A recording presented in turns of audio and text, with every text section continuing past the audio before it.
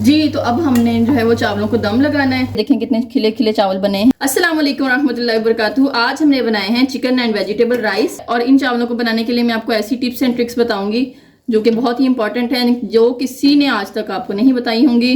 तो चलते हैं इसकी रेसिपी की जानिब। जी तो मैंने कढ़ाई में तेल लिया है तकरीबन 1 कप, ठीक है। अब इसको थोड़ा सा गर्म करके इसके अंदर ये क्यूब्स में कटे हुए प्याज डाल दूंगी। बिस्मिल्लाहिर्रहमानिर्रहीम। प्याजों को हल्का सा सौते करेंगे।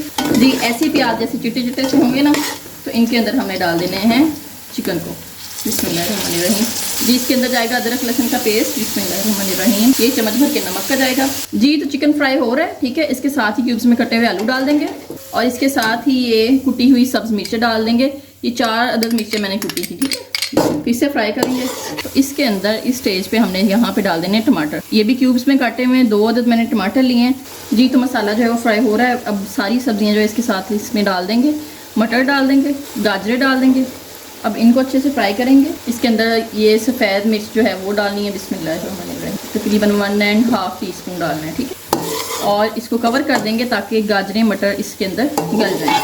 अब हम इसमें डालेंगे शिमला मिर्चें। बिस्मिल्लाहिर्रहमानिर्रहीम। शिमला मिर्चों को हमने पहले नहीं डालना था, ठीक है।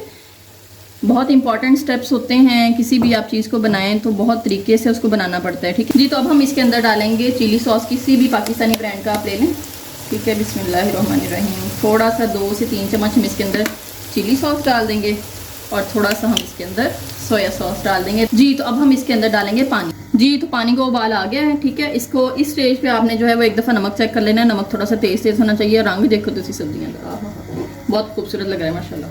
बिस्मिल्लाह। अब चावल जो है उनका पानी ड्रेन कर देना है, और चावल जो है इसमें डाल देंगे। बिस्मिल्लाह। जी तो अब हमने जो है वो चावलों को दम लगाना है। उसके बाद जो है ये देखें, अब माशाल्लाह से चावल जो देखें कितने खिले खिले तैयार हो चुके हैं। इनको मैं डिश आउट करती हूँ और आपको दिखाती हूँ।